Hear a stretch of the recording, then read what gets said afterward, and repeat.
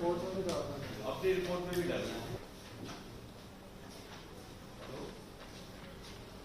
आज कुछ वीडियो आया था, कहा गया नहीं, बेसिकली अभी जो है जो लोग घटना में लापता हैं उनकी तलाश का काम विभिन्न स्तर पर किया जा रहा है। कुछ लोगों की आशंका है कि वो नदी के साथ पानी में बह गए होंगे, तो नदी के जो निचले क्षेत्र हैं वहाँ पर तलाशी अभियान चल रहा है।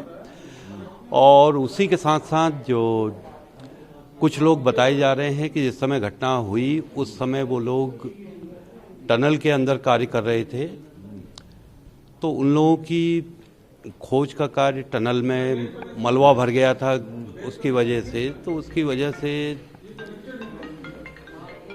प्रयास किया जा रहा है कि टनल के अंदर से मलबा हटा के उन लोगों तक पहुंचा जाए और उन्हें सुरक्षित बचाया जाए। नहीं, बेसिकली ज़्यादातर जो टास्क इस तरह की स्थितियों में होते हैं उस समय हमें पता रहता है कि सामने किस तरह का टास्क है। यहाँ पे हमें केवल इतना मालूम है कि टनल 2.5 किलोमीटर लंबी है, उसके अंदर कुछ व्यक्ति उस समय काम कर रहे थे, 30-35 के करीब बताए जा रहे हैं वो इसके अंदर थे, और उसके जो ओपन एंड था वहाँ से मलबा अंदर गया। हम में से किसी को ये नहीं मालूम है कि मलबा कहाँ तक अंदर गया है। तो वर्तमान में 120 मीटर के करीब तक मलबा क्लियर किया गया है और लगातार ये काम दिन रात चल रहा है। नहीं, समस्त फोर्सेज है, हमारी SDRF है, लोकल पुलिस है, एडमिनिस्ट्रेशन वहाँ पे है, ITBP, आर्मी, ITBP और ये जो आपका नेवी है उनके डाइवर्स वहाँ पे हैं। तो सभी फोर्सेज मिल के कार्य कर रही हैं और प्रयास कर रही हैं कि इन व्यक्तियों को बचाया जा सके। नहीं, कुछ गांव वहाँ पे 12-13 गांव हैं जिनका संपर्क पुल बह जाने के कारण नहीं हो पा रहा है, तो वहाँ पर राशन, चिकित्सा, पानी, बिजली की व्यवस्था की जा रही है।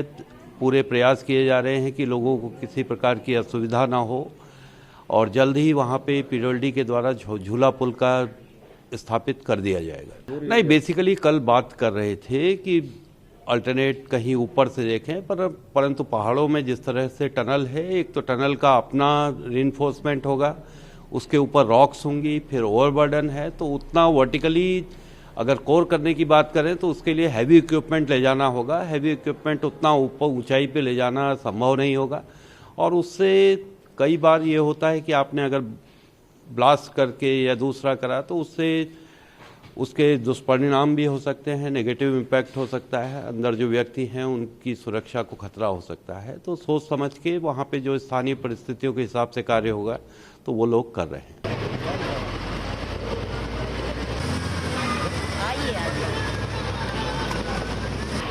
तपोवन के NTPC टनल में आज चौथे दिन भी रेस्क्यू ऑपरेशन लगातार जारी है। हमारे साथ मौजूद जी है।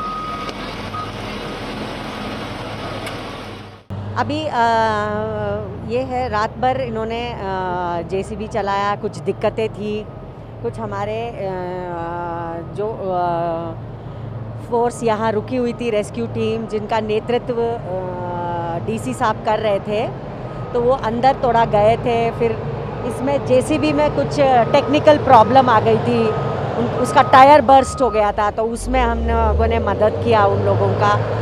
और रात भर चला है, JCB चली है। चैलेंजिंग टास्क यही है कि मलबा जो डेब्रीज अंदर फंसा हुआ है अब वो ज़्यादा निकल के बाहर आ रहा है। अब जो टेक्निकल एक्सपर्ट्स हैं NTPC के, वो ये कह रहे हैं कि अब थोड़ा रिस्की है, अंदर से पानी का बहुत तेज़ बहाव हो सकता है, तो आगे रहने किसी को अंदर जाने का उन्होंने अभी थोड़ा मना किया है। सिर्फ मशीन ही धीरे धीरे जाके जितना हो सके वो मलबा निकालेंगी। ये बहुत टीडियस प्रोसेस है, ये लंबा चलेगा, तो पहले वो मलबा निकालना बहुत ज़रूरी है।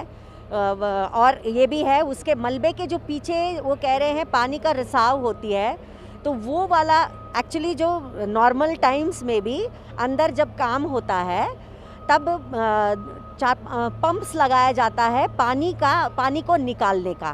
तो अब वो पानी का बहने का कहीं रास्ता नहीं है क्योंकि इतना सारा मलबा अंदर चला गया। तो मलबे के जो ये है एक्सपेक्ट ये कर रहे हैं मलबे के पीछे बहुत ज़्यादा पानी होगा और अगर कहीं इन्होंने ज़्यादा वो कर दिया तो पानी का बहाव बहुत तेज़ी से बाहर आएगा, तो उसका थोड़ा हमको ध्यान रखनी पड़ेगी।